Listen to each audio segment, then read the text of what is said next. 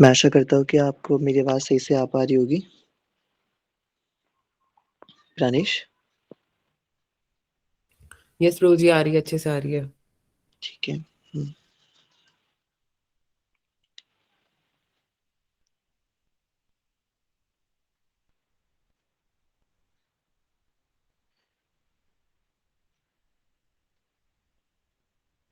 हरे कृष्णा।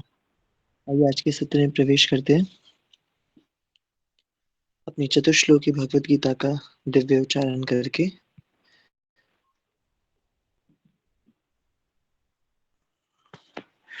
मैं थोड़ा इस विलंब के लिए बहुत क्षमा चाहता हूँ। क्योंकि एक साथ कई-कई कार्य चल रहे थे। चलिए आइए अब समर्पित भाव से अपने सत्र में प्रवेश करते हैं। श्री राधा रमन लाल की जय। अहं सर्वस्य प्रभवो मत्तः सर्वं प्रवर्तते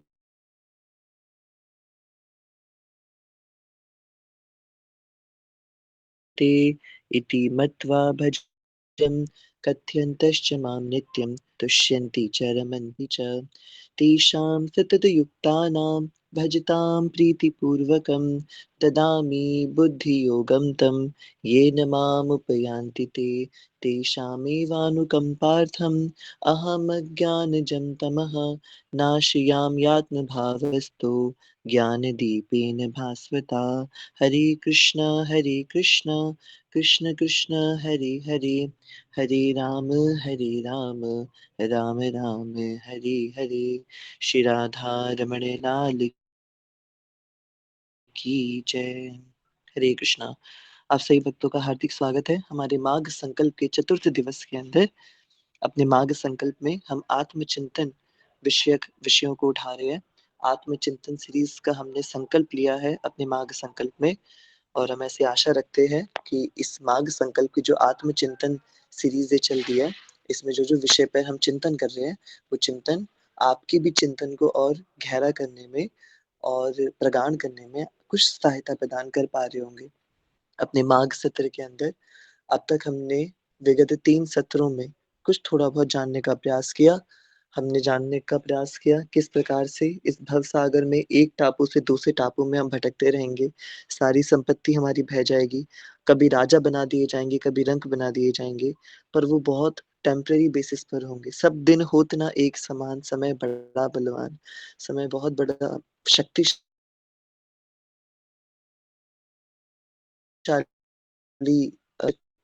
कृष्ण ठाकुर जी खुद कह रहे हैं कि मैं समय हूँ, अकालो अहम्। तो ये जो समय शक्ति है भगवान की, ये बहुत प्रबल है, बहुत अधिक प्रबल है। इसलिए इस समय शक्ति से हमें समन्वय करके चलना होगा, बहुत अच्छे से तालमेल बना के चलना होगा। तो भगवान की ये समय शक्ति और इस समय शक्ति से हम एक टापू से दूसरे टापू में भटक रहे हैं, पर वो कभी राजा बन रहे हैं, कभी रंक बन रहे हैं। आज हमारे हिज ग्रेस केशव मुरारी प्रभु जी है कि इस समुद्र को भी पार करना किसी बहुत वीडियो देख रहा था। अच्छे से सीखी है। वो तैराक भी एक समुद्र को अपने एक तट से दूसरे तट पे नहीं जा सकता अपने बलबूते। गोताखोर है और उसने अपनी पूरी ज़िंदगी सिर्फ़ गोताखोर की ही उसने अभी तक है, कोई बहुत अच्छा स्विमर है, तो भी वो किसी भी महासागर को किसी भी सागर को पार नहीं कर सकता। सागर की भी एक लिमिट तक वो जा सकता है, पर अपने बलबूते पे खुद तैर करके किसी एक तट से दूसरे तट पर नहीं जा सकता। बिल्कुल ठीक बात है।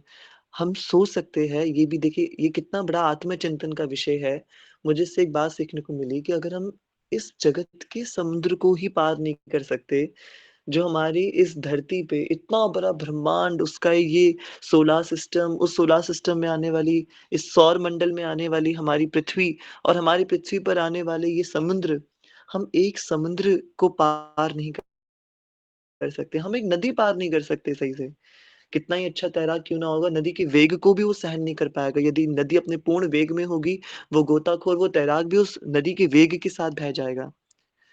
तो एक नदी को भी हम पार नहीं कर सकते। तो ये कितनी विचारणीय बात है कि ये जो मनुष्य जीवन है, ये जो जीव शक्ति है, जो तटस्था शक्ति है, ये उस भवसागर के अंदर हिलोरे ले रही है। ये अगर हम एक छोटा-सा समुद्र पार नहीं कर सकते, तो वो भवसागर कैसे पार करेंगे? प्रभु जी बता रहे थे उस वीडियो में और मुझे बहुत अच्छा ये पॉइंट लगा प्रभु जी का। कितना अच्छा विषय है, कितना अच्छा आत्मचिंतन का विषय प्रभु जी बता रहे हैं, कि ये कैसे संभव है कि हम अपने बलबूते पे पूरा भवसागर प्राप्त कर जाएँगे। समुद्र की लहरों पे जब हम समुद्र स्नान करने के लिए जाते हैं, तो एक लहर हमें अंदर खींच के लेके जाती है, दूसरी लहर खूब तेज़ी से हमें बाहर पटक करके जाती है। जगन्नाथपुरी में समुद्र स्नान हुआ था और जहाँ पे भी आपने समुद्र स्नान किया होगा, आपने देखा होगा कि कैसे ये समुद्र स्नान कितना अपने आप में कई रोमांचकारी चीज़ों से और कितना एडवेंचरस और कितना रिस्की होता है। उसी समुद्र की ये जो लहरें हैं, उसी प्रकार से भवसागर की जो लहरें हैं, कभी हमें बहुत ऊँचा उठा देती है एक नया जीवन देके, कभी हमें बिल्कुल डुबा देती है मृत्यु में या किसी अधो योनि में डाल कर के। तो अपने बलबूते पे ये महाभवसागर कैसे पार करेंगे? बहुत ज़्यादा कठिन है, बहुत कठिन है। एक नौका की आवश्यकता होगी, एक शिप की ज़रूरत होगी हमें और वो शिप ही हमारे गुरुदेव हैं। जिनके शिप पर बैठ कर के हम ये जो महाभवसागर है, हम इसको पार कर पाएँगे। इस भौतिक जगत का भवसागर पार कर पाएँगे। तो समय की शक्ति बहुत प्रबल है। अपने इन सत्रों के अंदर हमने जाना कि कैसे एक व्यक्ति को अपने आगे के सुप्रीम डेस्टिनेशन के बारे में हमेशा विचारशील और चिंतनशील रहना चाहिए, जैसे उस व्यापारी ने किया अपने लिए और अपने इस जीवन में अपने पद का आनंद ना भोगते हुए, अपने आगे के जीवन को सुधारने पर उन्होंने अधिक प्रयास किया। उसी प्रकार हमने अगले सत्र में जाना कि शास्त्रों के विषय में हमने चर्चा की। हमने अलग-अलग आप 1 मिनट दीजिए मुझे। हरे कृष्णा। हाँ, आप एक बार उस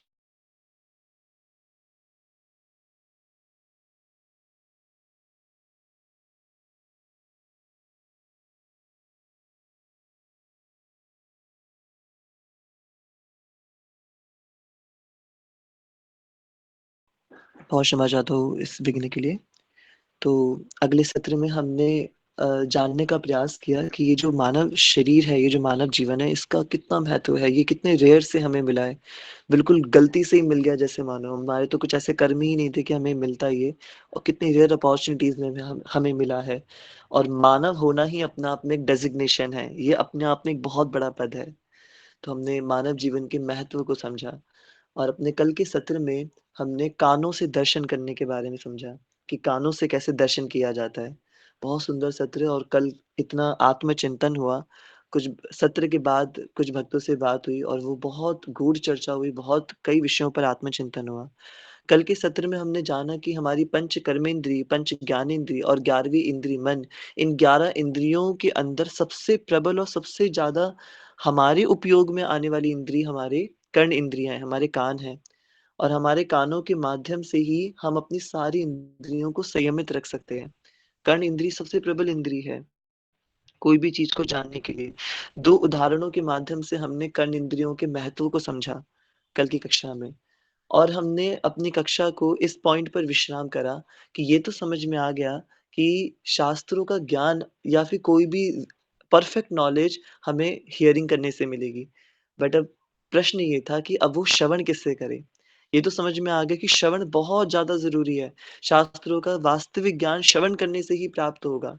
परफेक्ट नॉलेज तो श्रवण करने से ही मिलेगी, है ना? बजाए इसके कि मैं टेस्ट करते रहूँ अलग-अलग चीज़ों का कि वो लिक्विड क्या है, अलग-अलग प्रकार से अपने सेंस परसेप्शन से कोशिश करूँ उसको पता लगाने के लिए कि वो क्या चीज़ है और जब तक वो पता चले, वो तब तक खत्म हो चुका हो। जब पता चले उसका महत्व कि अच्छा ये तो इतनी औषधि कारक ये तो दवाई थी और तब तक वो दवाई सारे एक्सपेरिमेंट और टेस्ट करने में ही खत्म हो गई है। तो इससे सबसे अच्छा तरीका है कि उस व्यक्ति से ही पूछ लिया जाए जिस व्यक्ति ने वो हमें प्रदान किया है। तो श्रवण करना बहुत ज़रूरी है। पर प्रश्न ये है कि वो व्यक्ति कौन होगा जिससे हमें श्रवण करना चाहिए?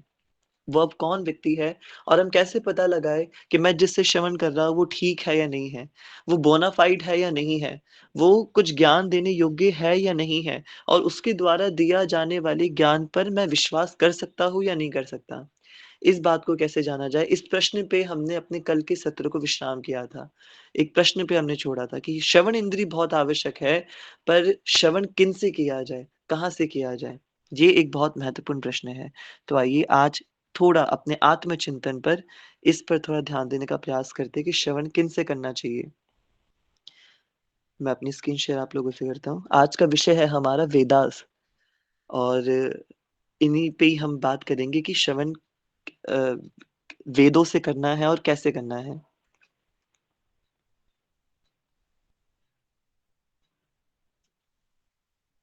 मैं आशा करता हूँ आपको मेरी स्क्रीन दिख पा रही होगी।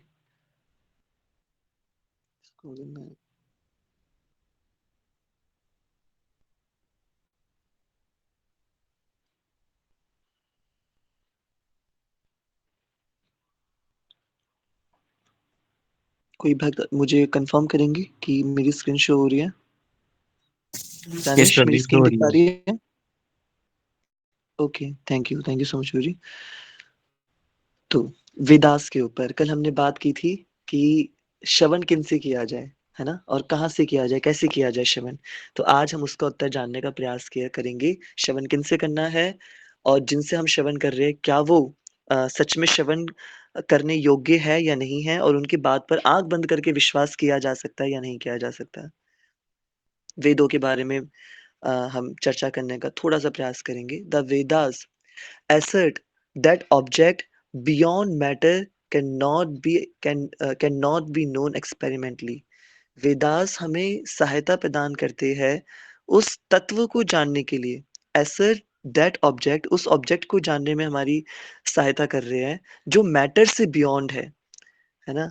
यानी कि हमें जो मनुष्य दिख रहा है, उस मनुष्य को तो हम जान सकते हैं उसका पोस्टमार्टम करके, उसका एक्सपेरिमेंट करके कि उसमें किडनी कितनी है और उसमें स्मॉल इंटेस्टाइन, लार्ज इंटेस्टाइन, उसका ब्रेन, उसका पूरा बायोलॉजिकल शरीर, वो हम उसको अच्छे से समझ सकते हैं।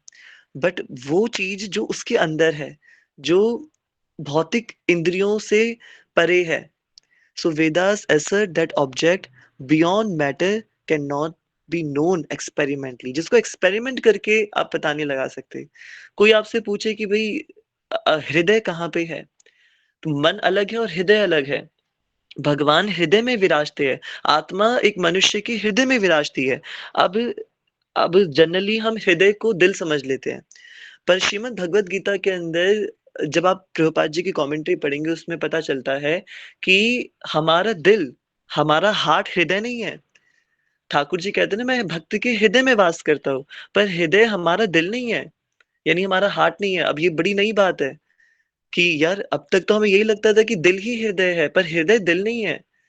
तो आत्मा निवास कहाँ करती है? बुद्धि कहाँ पे है? ये जो सटल तत्व है, हम बुद्धि को नहीं दिखा सकते, हम अहंकार को नहीं दिखा सकते, हम मन को नहीं दिखा सकते, हम हृदय को नहीं दिखा सकते, हम अपने सबकॉन्शियस माइंड, अपने चित्त को नहीं दिखा सकते। पर इनका एग्ज़िस्टेंस है और इनके एग्ज़िस्टेंस की वज़ह से हमारे जीवन की कितने हमारे ऊपर कितना-कितना प्रभाव पड़ता है। तो ये सोचने वाली बात है जब हम इन सटल चीज़ों का पता नहीं लगा सकते, तो इनसे भी ज़्यादा जो सटल है, जो इनसे भी परे है, वो परमात्मा तत्व जो कठोपनिषद के अंदर हम सीखते हैं कि एक पेड़ है और उस पेड़ पर एक जीव चिड़िया बैठी हुई है और एक परमात्मा चिड़िया बैठी हुई है। और परमात्मा चिड़िया हर रोज़ इंतज़ार कर रही है कि कब वो दिन आएगा, ये जीव चिड़िया मेरी तरफ मुड़ेगी और मुझे देख कर के ये उस पेड़ को भूल जाएगी। तो वो जो परमात्मा शक्ति हमारे अंदर निवास कर रही है, वो कहाँ निवास कर रही है, इसको एक्सपेरिमेंट करके जाना नहीं जा सकता। इंद्रियों के माध्यम से नहीं जाना जा सकता। वो जाना जा सकता है वेदों के माध्यम से। These objects are therefore called as अचिंत्य। इसलिए ये अचिंत्य है, इनका चिंतन करना ही बहुत मुश्किल है। ये अचिंत्य है। अचिंत्य भेदाभेद जो हम फिलॉसफी चैतन्य महाप्रभु ने हमें प्रदान की है। अचिंत्य, अचिंत्य क्यों है? क्योंकि कोई इनके एग्जिस्टेंस को नकार नहीं सकता। आत्मा के एग्जिस्टेंस को कोई नकार नहीं सकता, है ना? पर प्रूव भी नहीं कर सकता। कुछ एक्सपेरिमेंट किए जा सकते हैं, साइंटिस्टों ने आत्मा के एग्जिस्टेंस को ही प्रूव करने के कई सारे साइंस ऑफ सोल डिवाइस के अंदर हम पढ़ते हैं कि कई सारे एक्सपेरिमेंट हुए जिससे सोल के एग्जिस्टेंस के बारे में पता लगता है, परंतु वेदों का सहारा लेना पड़ेगा। हम अपनी सेंसेस से तो उसको परसीव नहीं कर सकते। That which is achintya cannot be known by speculation or by argument but only by शब्द. ये जो अचिंत्य तत्व है, ये स्पेकुलेशन से नहीं, मेंटल स्पेकुलेशन से पता नहीं लगेगा, कुछ आर्गुमेंट, कुछ डिबेट करने से पता नहीं लगेगा, परंतु पता लगेगा शब्द से, जिसकी हमने कल बात की थी, शब्द प्रमाण. The process of hearing from Vedic literature. शब्द का क्या अर्थ है? शब्द का अर्थ है श्रवण करना. किनसे श्रवण करना? वैदिक लिटरेचर से श्रवण करना. The process of hearing from Vedic literature, right.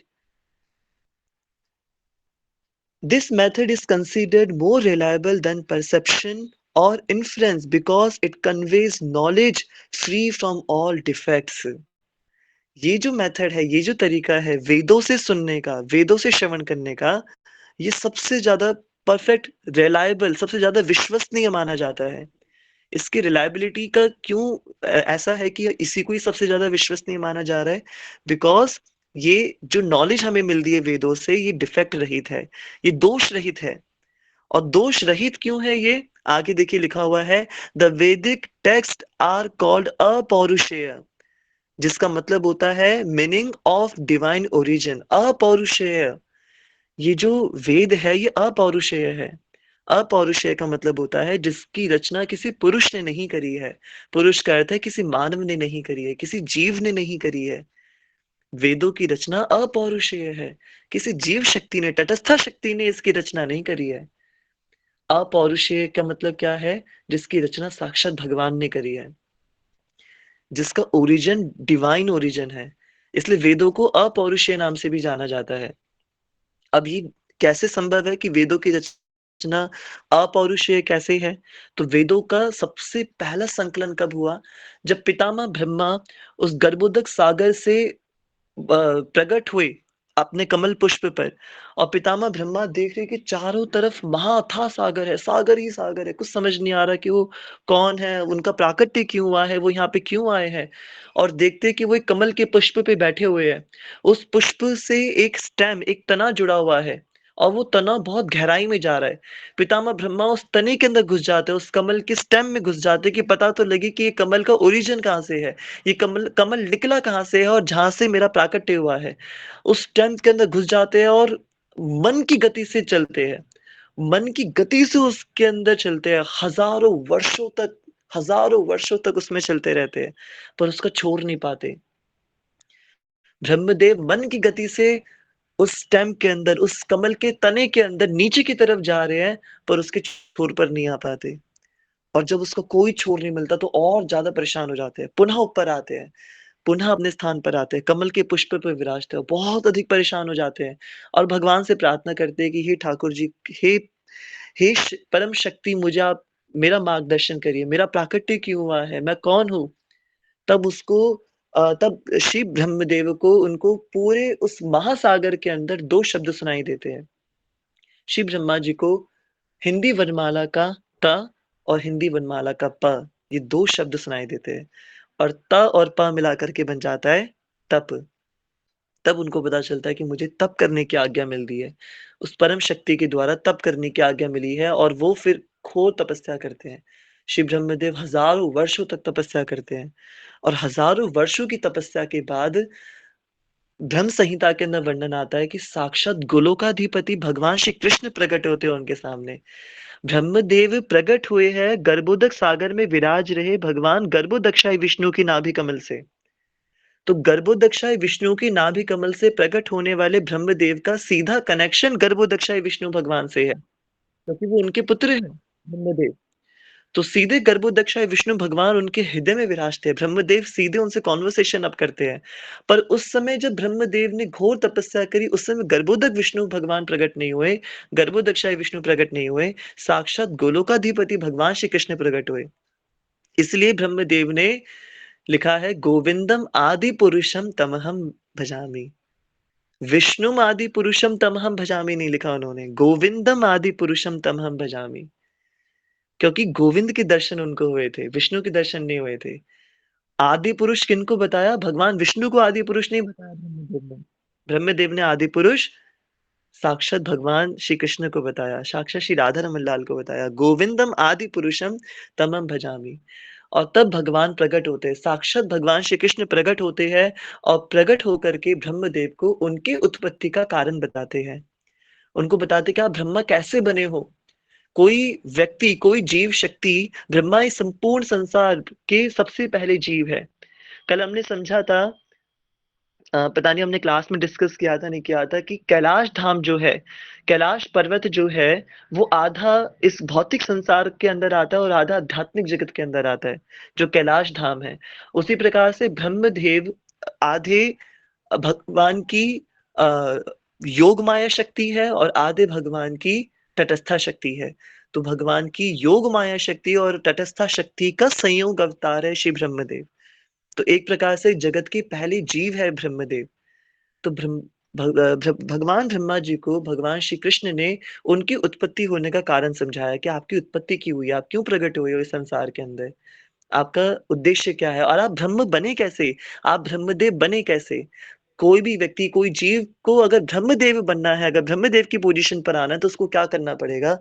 ये सारे इंस्ट्रक्शन शुरुआत में भगवान बताते हैं। ये सब कुछ ठाकुर जी ने जो ब्रह्मदेव को ज्ञान दिया, ये सब कुछ ब्रह्मा जी ने ब्रह्म संहिता के अंदर वर्णन किया है। आज की जो हम ब्रह्म संहिता पढ़ते हैं ना, वो तो बहुत संक्षिप्त ब्रह्म संहिता है। मतलब मैं एक बार लेक्चर अटेंड कर रहा था हिज ग्रेस रुक्मिणी कृष्ण प्रभु जी का, तो रुक्मिणी कृष्ण प्रभु जी बता रहे थे कि एक्चुअल ब्रह्म संहिता का 1% भी हमारे पास अवेलेबल नहीं है।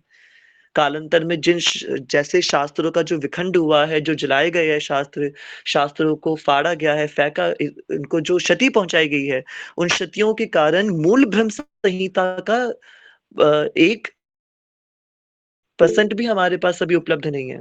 तो हाँ, तेने ब्रह्म हृदय आदि कवये मुह्यन्ति यत् सूरय। बिल्कुल ठीक बात है। तेने ब्रह्म हृदय आदि कवये, जिन्होंने ब्रह्मा जी की हृदय की वेदना को सुन करके और आदि कवि ब्रह्मा जी को ज्ञान प्रदान किया। तेने ब्रह्म हृदय आदि कवये मुह्यन्ति यत् सूरय, ब्रह्मा जी को उनके होने का ज्ञान प्रदान करा, वो ब्रह्म क्यों बने ये प्रदान किया। और तत्पश्चात सृष्टि की उत्पत्ति का उनको ज्ञान दिया और सृष्टि की उत्पत्ति के बाद भगवान ने वो सब सुप्रीम नॉलेज ब्रह्मा जी को प्रदान की, जिसको हम भगवत गीता के रूप में आज जानते हैं, वो वेदों का सार।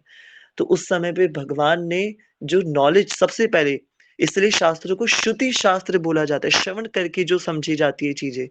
तो जो चीज भगवान गोविंद ने भगवान ब्रह्मा जी को बताया, वो जो सबसे पहली नॉलेज ट्रांसफर हुई है, इस हमारी पूरी गुरु शिष्य परंपरा का वो पहला उपदेश था। जब गुरु थे कृष्णम वंदे जगत गुरुम, इस पूरे सभी समस्त संप्रदायों के पहले आचार्य भगवान श्री कृष्ण और उनके पहले शिष्य भगवान ब्रह्मा जी के बीच का ये संवाद। और उन्होंने उनको सबसे पहले ये वेदों का ज्ञान दिया कि वेद क्या है। वेद का अर्थ है जानना। वेद का अर्थ होता है किसी चीज को जानना, किसी चीज को पहचानना।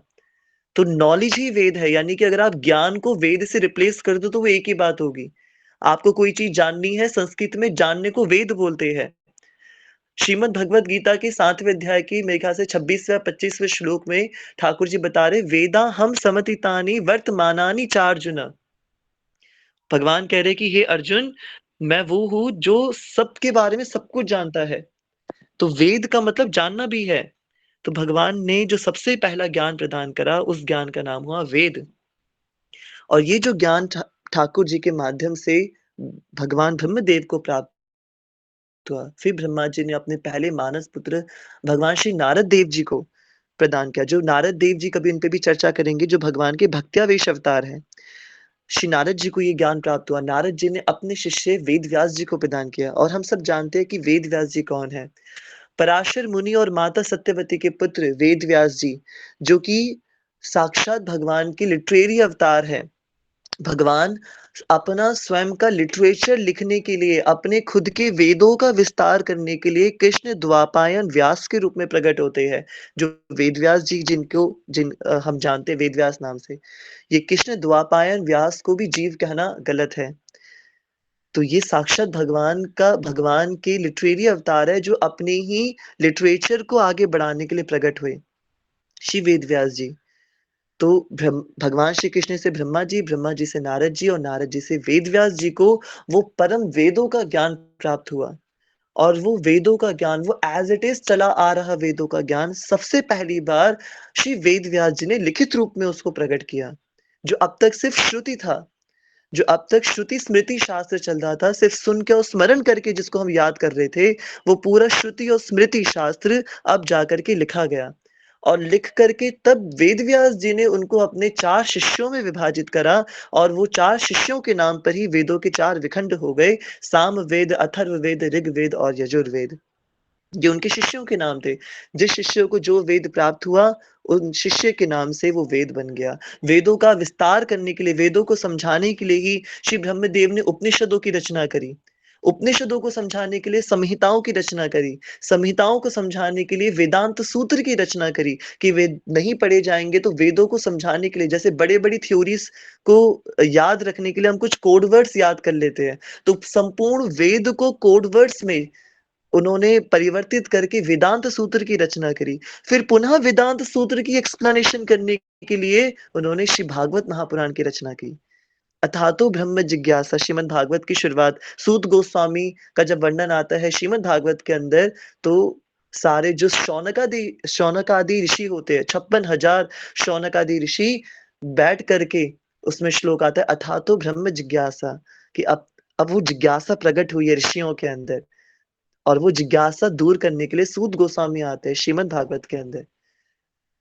आप समझ पा रहे हैं ये पूरा जो वैदिक लिटरेचर है, ये सामान्य नहीं है, किसी जीव ने नहीं लिखा। ये साक्षात भगवान द्वारा प्रकट किया गया लिटरेचर है। इसलिए क्या है ये एक ऐसी नॉलेज है जो हर प्रकार के दोषों से मुक्त है। अपौरुषेय है, किसी पुरुष ने इसकी रचना नहीं करी है। इनका ओरिजिन बहुत डिवाइन है, बहुत विलक्षण ओरिजिन है इनका, इन सारे वेदों का। इसलिए आगे आगे इसमें वर्णन आता है कि there is no possibility for defects and therefore we are required to accept scriptures in toto as it is without interpretation and modification. क्योंकि ये अपौरुषेय है, इसलिए कोई संभावना नहीं है इनमें किसी भी प्रकार की मिस्टेक, गलती या दोष की। कोई दोष हो ही नहीं सकते। आज के समय पे कोई भी महात्मा किसी भी प्रकार का ग्रंथ की अगर रचना कर देता है ना, सैकड़ों लोग खड़े हो जाते हैं उसके अंदर कमियां निकालने के लिए। कोई कितना भी कुछ लिख दे, हमारे प्रभुपाद जी द्वारा लिखी हुई Bhagavad Gita as it is को भी बहुत लोग क्रिटिसाइज़ करते हैं कि इसमें तो ये है, प्रभुपाद ने मिस इंटरप्रेट कर रखा है कुछ श्लोकों को। और हमारे महाराज जी ने अनलॉक द सेल्फ की भगवत गीता लिखी है, उसका भी क्रिटिसिज़्म लोग कर देते हैं। कोई कितना भी कुछ भी अच्छा लिख दे, उसको कितनी नोबेल पीस पुरस्कार मिल जाए, कितना ही कुछ अच्छा हो जाए, पर क्रिटिक्स तो होंगे ही होंगे, कमियाँ तो निकलेंगी ही निकलेंगी। पर वेद क्या है? अपौरुषेय है। कोई चाह कर के भी वेदों के अंदर कमी नहीं निकाल सकता। जो मूल वेद है, उनमें कोई कमी नहीं निकाल सकता, क्योंकि वो सारी नॉलेज का सार है। आज के समय पे कोई ऐसा शास्त्र नहीं है, जो वेदों से प्रकट ना हुआ हो। मैं एक इकोनॉमिक्स का स्टूडेंट हूँ और इकोनॉमिक्स के अंदर जो मेरे टीचर जब मास्टर्स के अंदर सेकंड ईयर में एडवांस मैक्रो इकोनॉमिक्स जब हम पढ़ते हैं, तो उसमें वो टीचर जो मेरे टीचर थे, वो पीएचडी कर रहे थे बनारस हिंदू विश्वविद्यालय से और पीएचडी कर रहे थे अर्थशास्त्र में। तो मैंने उनसे पूछा सर आप इकोनॉमिक्स में पीएचडी कर रहे हो? उन्होंने कहा नहीं, नहीं अक्षय मैं इकोनॉमिक्स में पीएचडी नहीं कर रहा हूँ, मैं अर्थशास्त्र में पीएचडी कर रहा हूँ। तो मैंने कहा सर एक ही तो बात है, इकोनॉमिक्स को ही तो हिंदी में अर्थशास्त्र कहते हैं। उन्होंने कहा नहीं, इकोनॉमिक्स ये तो बहुत छोटा विषय है, बहुत छोटा विषय है। मैं अर्थशास्त्र में पीएचडी कर रहा हूँ। ये वो शास्त्र है जो ऋग्वेद से प्राप्त हुआ है। तब मुझे पता चला कि अच्छा ये जो चीज़ें जो मॉडर्न साइंस में जो हम आज के टाइम पे हम पढ़ रहे हैं, एक-एक चीज़ वेदों से प्रकट हुई है। तो वेद एज़ इट इज़ एक्सेप्ट करने वाली नॉलेज है कि बिना किसी इंटरप्रिटेशन, बिना किसी मॉडिफिकेशन के। It is only in this way that the deepest truth will be revealed. और ये वेदों के माध्यम से वो जो डीपेस्ट ट्रुथ है, वो जो गहराई वाला ट्रुथ है, जिसको ढूँढने के लिए ब्रह्मा जी मन की गति से उस कमल के स्टेम उसके तने के अंदर चले गए थे कि मुझे पता तो चले कि मेरा सोर्स कहाँ पे है, पर वो तरीका गलत था। उन्होंने फिर तप किया और तप करने से भगवान गोविंद की कृपा से उनको अपने बारे में जानने को मिला। जो वो जानना चाह रहे थे और इतनी मेहनत करने के बाद भी नहीं जान पाए, वो उनको वेदों से पता चला। सो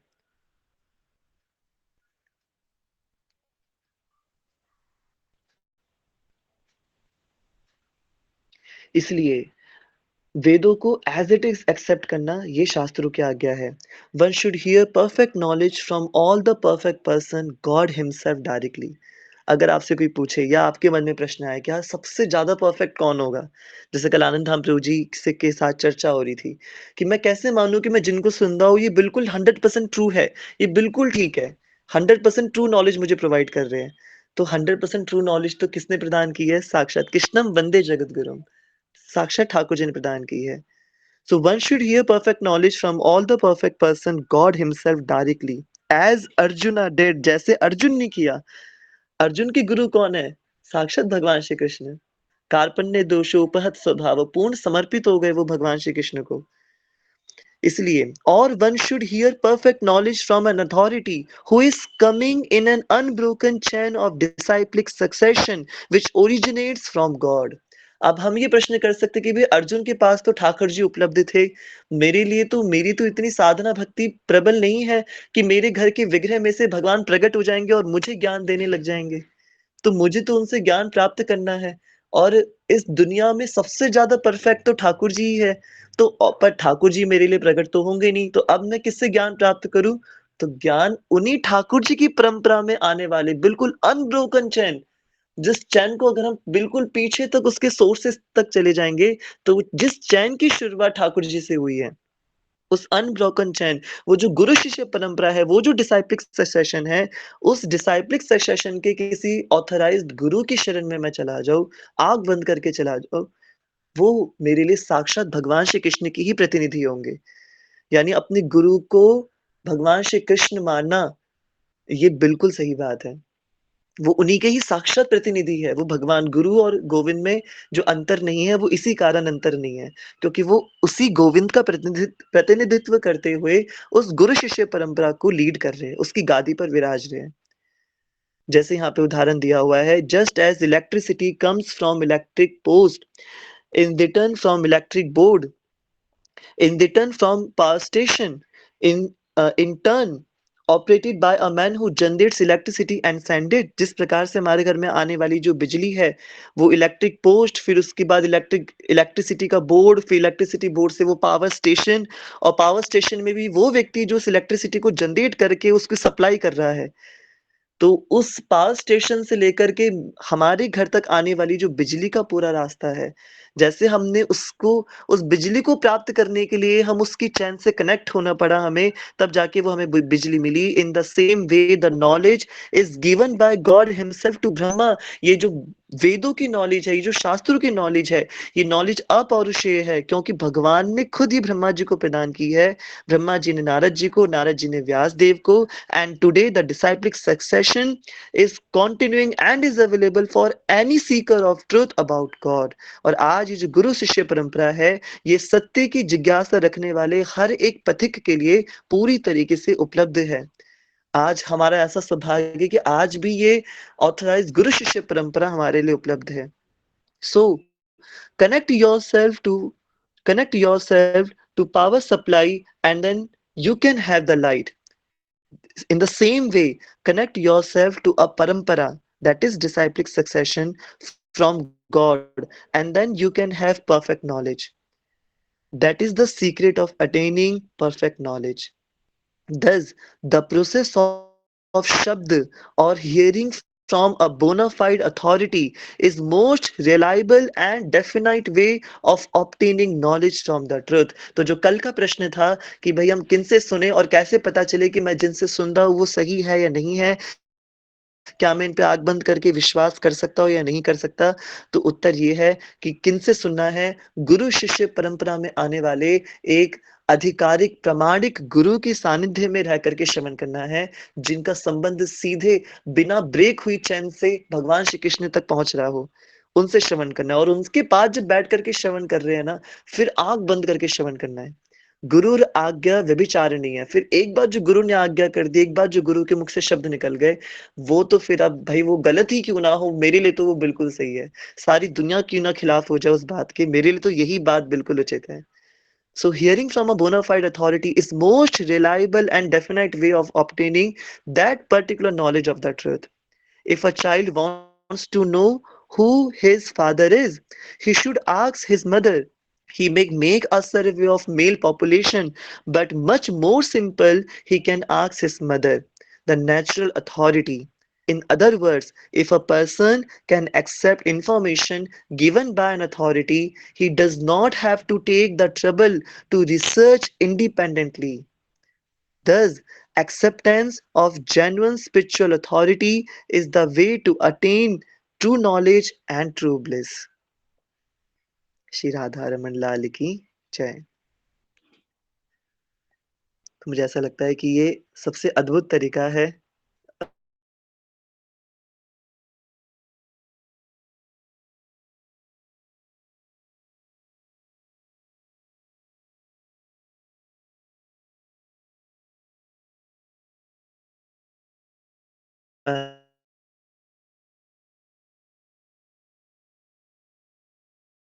के लिए, और हमें बहुत कुछ जानने को मिला। अगर मोरल निकालने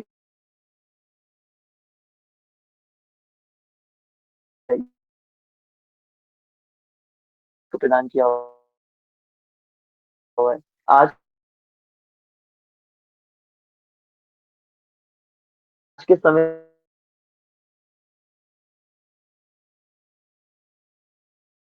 आश्रमों में विराम बहुत दुर्लभ छवियां हैं कि आज के समय पे भी वो हमें गुरु शिष्य परंपरा हमारे लिए उपलब्ध है ना? वरना ये संभव ही नहीं था कि आज के समय पे इतने घोर कलयुग के अंदर वो अनब्रोकन चैन आज तक बनी हुई है, और हम उन आचार्यों को आज भी दर्शन कर पा रहे हैं, उनको देख पा रहे हैं, और वो नॉलेज ले पा रहे हैं जो साक्षात भगवान श्री कृष्ण से चली आ रही है। तो उनसे श्रवण करना इस दुनिया का सबसे सुंदर सेवा हो सकती है। इसका मतलब श्री रूप मंजरी पाद से श्री रूप मंजरी पाद से ही मोर संपदा। हाँ, जय जय जय। बिल्कुल, बहुत सुंदर प्रिया दीदी, बहुत सुंदर। श्री रूप मंजरी पाद से ही मोर संपदा। बिल्कुल ठीक बात है। हरी हरी बोल। तो हम आशा करते हैं कि सत्र बहुत अच्छा रहा होगा। श्रीमद् भगवत गीता के अंदर भगवान ने वेदों के बारे में बहुत श्लोकों में बताया है। हमने अपने मार्गशीर्ष संकल्प में 15वें अध्याय का 15वां श्लोक भी किया था। 15वें अध्याय का 15वां श्लोक, जिसमें सर्वस्य चाहम हृदि सन्निविष्टो मत्तः स्मृतिर्ज्ञानमपोहनम च वेदैश्च सर्वैर अहमेव वेद्यो वेदांत कृत वेद विदेव चाहम।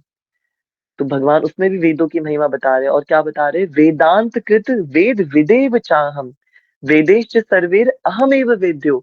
ये सारे जितना भी वैदिक लिटरेचर है, उन सब से आप क्या जानोगे? मुझे ही जानोगे। वेदेश्च सर्वैर अहमेव वेद्यो वेदांत कृत वेद विदेव चाहम। और इन सारे वेदों को लिखने वाला भी कौन है? ये भी मैं हूँ। स्वयं भगवान ये बात बता रहे हैं अर्जुन को। सर्वस्य चाहम हृदि सन्निविष्टो, मैं ही सबके हृदय में बसा हुआ हूँ। मत्तः स्मृतिर्ज्ञानम अपोहनम च, मुझसे ही स्मृति आती है, मुझसे ही ज्ञान आता है, मुझसे ही नॉलेज आती है। और नॉलेज को अगर आप वेद बोल दोगे तो वो बिल्कुल उसका एग्जैक्ट सिनोनिम है। वेद इज नॉलेज, नॉलेज इज वेद। तो वही वैदिक लिटरेचर से चली आ रही हमारी गुरु शिष्य परंपरा। हम सभी वैष्णवों का सौभाग्य है कि हम उन वैष्णवों से, उन आचार्यों की शरणागति में हम आज भी। पता नहीं कल ये आचार्य हमें मिल पाएंगे नहीं मिल पाएंगे। ये आचार्य बहुत दुर्लभ है, बहुत दुर्लभ है। हम इनकी दुर्लभता को समझे कि ये इनका कनेक्शन सीधे भगवान श्री कृष्ण से है। हम मायापुर में जाते हैं, नीम के वृक्ष के नीचे, जब योग पीठ में नीम के वृक्ष के नीचे खड़े होते हैं, तो हमें ये फील होता है कि इस स्थान का जो कनेक्शन है सीधे गोलोक से, यही महाप्रभु प्रकट हुए थे। तो इस स्थान पे, इस नीम के वृक्ष से सीधा रास्ता जा रहा है बिल्कुल गोलोक वृंदावन की ओर। उसी प्रकार से आप जब अपने गुरुदेव के आश्रम में उनकी शरणागति में बैठे हैं ना, अनडाउटेडली हमें मानना चाहिए कि यहाँ से भी सीधा गोलोक की ओर रास्ता जा रहा है, सीधे कृष्ण की ओर रास्ता जा रहा है। कि गुरु जहां विराज रहे हैं वहीं कृष्ण विराज रहे हैं, वहीं से ही उनका रास्ता जा रहा है। वो अब तो चाहे वृंदावन में हो, वो अमेरिका में हो, किसी भी स्थान पर हो, है ना? तो ये विश्वास मन में आना, यही सफलता है इस जीवन की। क्योंकि ये आचार्य आज दिख पा रहे हैं हमें, पर बहुत मुश्किल है कि आने वाले समय पर ये आचार्यों के दर्शन हो पाए हमें। श्री राधा रमन लाल की जय। कोई भक्त जी कुछ कहना चाहे तो कह सकते हैं, फिर हम अपने सत्र को विश्राम करेंगे। Today I found the solution of so many, एक second. Today I found the solution of one more question. अरे वाह, thank you so much Ashu, बहुत खुशी हुई कि आपको कुछ उत्तर मिल पाए। यस आनंद हम प्रभु जी। हरे कृष्णा भैया, थैंक यू सो मच भैया। मतलब नहीं, लिटरली बहुत सारे डाउट क्लियर हुए इससे। मतलब आप जब बीच में बोल रहे थे तो एक दो क्वेश्चन हो रहा है, वो मैं आपसे क्लियरिटी लेना चाह रहा था भैया। पहला क्वेश्चन, यस मतलब दो क्वेश्चन, मतलब बहुत शॉर्ट में रखता हूँ, ज्यादा लंबा नहीं खींचूंगा। दो ही क्वेश्चन है। मतलब पहला क्वेश्चन ये कि भैया जैसे कि भगवत गीता है, तो एक तो श्रुति हो गई एक और एक मतलब जो स्मृति होगी, 2 होगी। तो हम भगवत गीता को किसमें कैटेगराइज़ करें? क्योंकि भगवान से के मुख से निकला अर्जुन ने सुना तो श्रुति भी है और क्योंकि इतिहास का पार्ट है, शांति पर्व महाभारत का पार्ट है तो स्मृति भी होगी। तो मतलब इसको किस कैटेगरी में रखा जा सकता है? और दूसरा भैया ये मतलब दूसरा वाला ज़्यादा इम्पोर्टेंट है।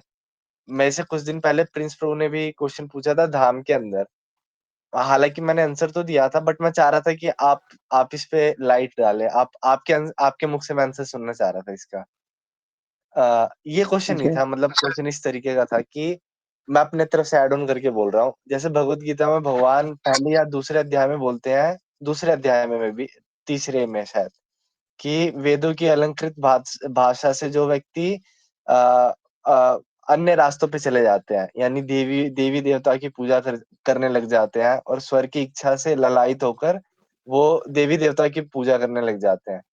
तो जब वेदों में जैसे हम ऋग्वेद के अंदर 250 से ज़्यादा बार इंद्र देवता की पूजा, 150 से 200 बार सोम देवता की पूजा इत्यादि के बारे में बताया गया है। तो जब ईश्वर परम कृष्ण सच्चिदानंद रूपा, जब भगवान की परम सत्ता है, जब उनकी मतलब वो he is a supreme personality of God, तो वो एक सिंपल सी वो रख देते हैं और उसमें क्लियर कर देते हैं इस फैक्ट को कि हाँ, मैं सुप्रीम हूँ। तो फिर इतना ज़्यादा डाइवर्जेंस क्यों? आई होप समझ में आ गया होगा आपको क्वेश्चन। बिल्कुल, बिल्कुल आशीष जी। आपका जो पहला प्रश्न है, पहले प्रश्न का उत्तर ये है कि अगर सिर्फ़ श्रीमद् भगवद गीता की हम बात करें, तो श्रीमद् भगवद गीता को जो मैंने जितना श्रवण किया आचार्यों से, वो एक श्रुति शास्त्र है। श्रुति का सबसे बड़ा कारण ये है कि श्रीमद् भगवद गीता श्रवण करवाई गई है भगवान श्री कृष्ण के द्वारा अर्जुन को, तो इसलिए वो एक श्रुति शास्त्र है। हाँ, अगर महाभारत के दृष्टिकोण से देखा जाए तो वो एक स्मृति शास्त्र भी है, अगर महाभारत के पाठ के तौर पे देख रहे हैं हम। अगर इंडिविजुअल भगवत गीता को ग्रंथ के रूप में हम देखेंगे, तो श्रीमद् भगवत गीता अपने आप में, क्योंकि गीता जयंती तो गीता जी के प्राकट्य का उत्सव है, तो अगर अलग से देखेंगे भगवत गीता को तो वो एक श्रुति शास्त्र है। इसके अलावा जो दूसरा प्रश्न है कि अगर वेदों का उद्देश्य भगवान को ही जानना है, तो फिर इतने सारे उसमें डाइवर्जन्स क्यों भगवान ने दिए कि सोम देवता की पूजा करो, इंद्र देवता की पूजा करो। इसमें हमें एक बात समझनी चाहिए कि ये वही सेम इसका आंसर है आशीष जी, जो हम चर्चा कर रहे थे, अलग अलग मूड की जो जीव है इस संसार के अंदर।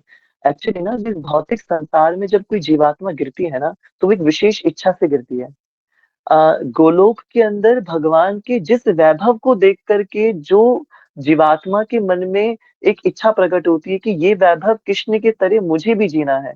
जैसे एक छोटे बच्चे के मन में अपनी माता को खाना बनाते हुए देख करके इच्छा प्रकट होगी कि मम्मी मुझे भी खाना बनाना है, परंतु उसकी माता उसको खाना बनाने नहीं दे सकती क्योंकि उसमें वो खाना बनाने की योग्यता नहीं है।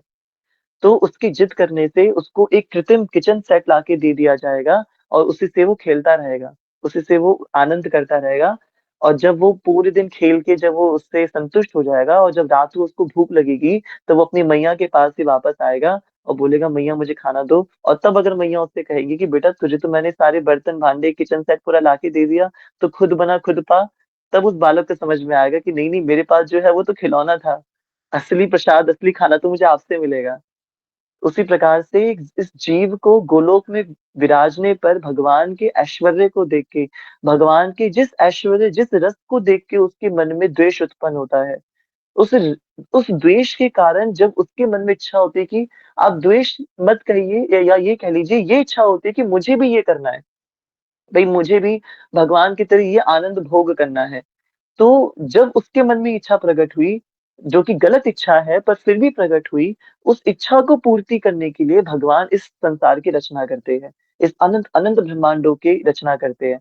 और उस ब्रह्मांड में उसको भेज दिया जाता है भगवान की योग माया शक्ति के द्वारा।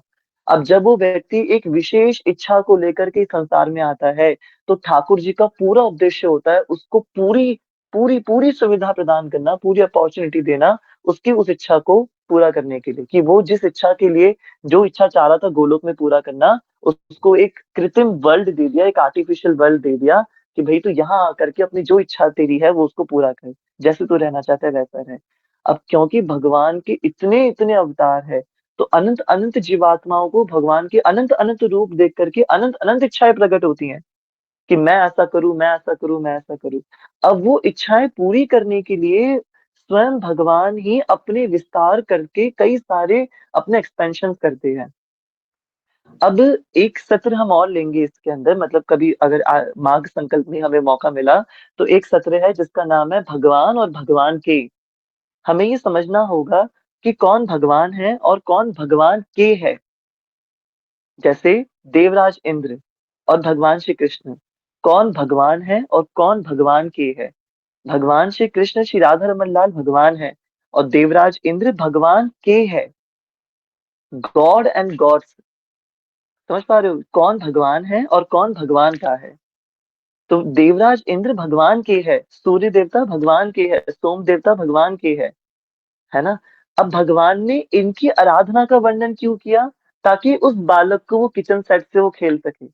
वो जो जीव शक्ति है उसके मन में जो इच्छा प्रकट हुई है, वो उस इच्छा की पूर्ति के लिए ये इतने इतने विविध विविध प्रकार के खिलौने बनाए ठाकुर जी ने। इतने खिलौने बनाए ताकि वो जीव इस संसार में आकर के अपनी उस इच्छा को पूरा कर सके, अपने उस जतन को कर सके। तो ये जीव आएगा इस संसार में, देवी देवताओं की पूजा करेगा। ये वेदों में लिखा है। वेद बता रहे कि आपको ये इच्छा पूरी करनी है, इस देवता की आराधना करो। इसके लिए इस बलि प्रथा के बारे में वेदों के अंदर वर्णन आया कि बलि देना बिल्कुल वैलिड है। अलग अलग प्रकार की बलियों की विधि है, मंत्रोच्चारण है, इतना कुछ है वेदों में। पर उन्हीं वेदों में ये भी लिखा हुआ है कि कौन भगवान है और कौन भगवान के है। तो मुझे ऐसा लगता है कि भगवान ने उस जीव की जो इतनी डाइवर्सिफाइड इच्छाएं है ना, हमारी सारी जीवों की, उन डाइवर्सिफाइड इच्छाओं को पूरा करने के लिए ये सारे ग्रंथों की रचना करी है और ग्रंथों में इतना इतना विस्तार दिया है। जय। तो मतलब मैं बिल्कुल नहीं सोचता हूँ आनंद राम प्रभु जी। मुझे लगता है कि ये कुछ प्रसादी है जो मैंने अपने इन वर्षों में, जो मैंने अपने आचार्यों से गुरुओं से सीखा है। ये बस उसका छोटा सा प्रसाद है जो थोड़ा मैं परोसने का प्रयास करता हूँ। ये सब चुराई हुई बातें हैं, कुछ मेरा अपना कंटेंट नहीं है, सब कहीं सुनी चुराई हुई बातें हैं, एग्जैक्ट चुराई हुई बातें हैं। तो मैं आशा करता हूँ आपको कुछ अच्छा आंसर मिला होगा इस प्रश्न का। ठीक है, thank you so much, thank you so much Anand Dham Prabhu ji. आज सभी भक्तों का हृदय से धन्यवाद। आइए हम नारायण कवचम का पाठ करें और अपने सत्र को विश्राम करें। श्री राधा रमन लाल की जय। राधेश्याम प्रभु। ओम नमो भगवते वासुदेवाय। ओम नमो भगवते वासुदेवाय। ओम नमो भगवते वासुदेवाय।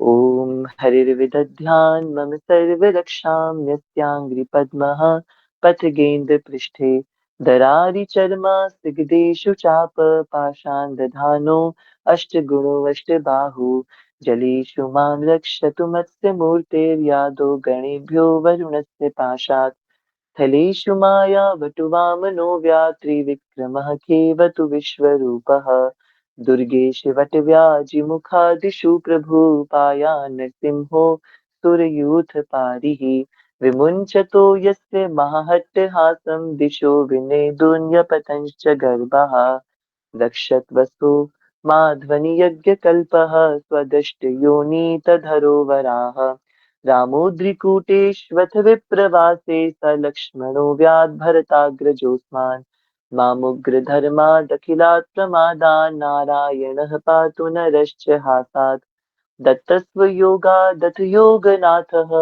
पायात् गुणेशः कपिलः कर्मबन्धात् सनत्कुमारोऽवतु कामदेवाध्यैषेष्यमां पथि देवहेलनात् देवर्षिवर्यः पुरुषार्चनान्तरात् कुर्मो हरिर्मां निर्यादशेषात् धन्वन्तरिर्भगवान् पार्थपथ्यात् द्वन्द्वात् भयादृशभो निर्जितात्मा यज्ञश्च लोकादवता जनान्तात् बलो गणात् क्रोधवशादहीन्द्रः द्वैपायनो भगवान् प्रबोधात् बुद्धस्तु पाखण्डगणात् प्रमादात् कल्किः कलयकालिमलात् प्रपातो धर्मावनायोरुकृतावतारः मां केशवो गदया प्रातरव्यात् गोविन्द आसङ्गवमाप्तवेणुः नारायणः प्राण उतात शक्तिर्मध्यं दिने विष्णुरिन्द्रपाणिः देवोपहारे मधुहोग्रधन्वा सायं त्रिधामावतु माधवो माम्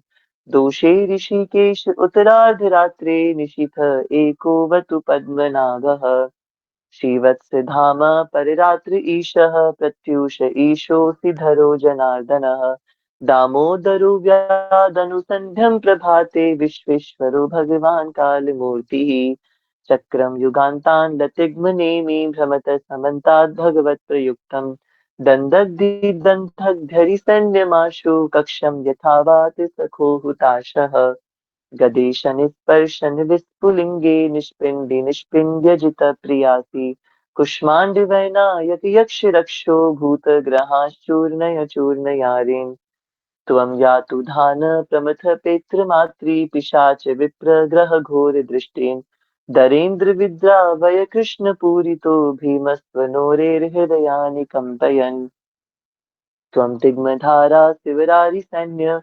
मीशप्रयुक्तो मम छिन्दि छिन्दि चक्षुंषि चर्मा छतचन्द्रछादय दृशां घूनां हर पापचक्षुषाम् यन्नो भयं ग्रहेभ्यो भूत्केतुभ्यो निभ्य एव च सरीसृपेभ्यो दृष्टिम्भ्यो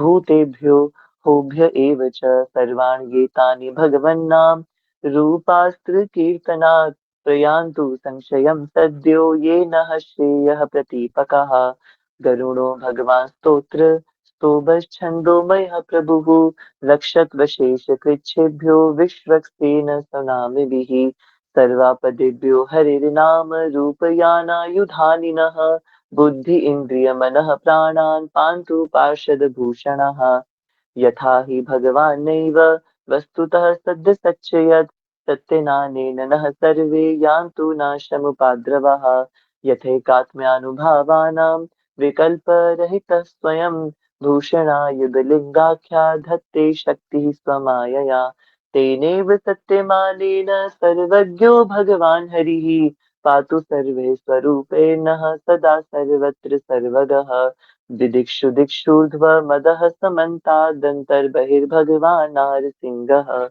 प्रहापयल्लोकभयं त्वनेन स्वतेजसाग्रस्तसमस्ततेजः स्वतेजसाग्रस्तसमस्ततेजः ॐ हरे कृष्णा कृष्ण कृष्ण हरे हरे हरे राम राम राम हरे हरे श्री राधारमणम् अर्पणमस्तु श्री नारायणम् अर्पणमस्तु श्री राधारमण लाल की जय। रानी जल्दी से हमें आज की छवि दर्शन करा दो ठाकुर जी के। श्री राधारमण लाल की जय।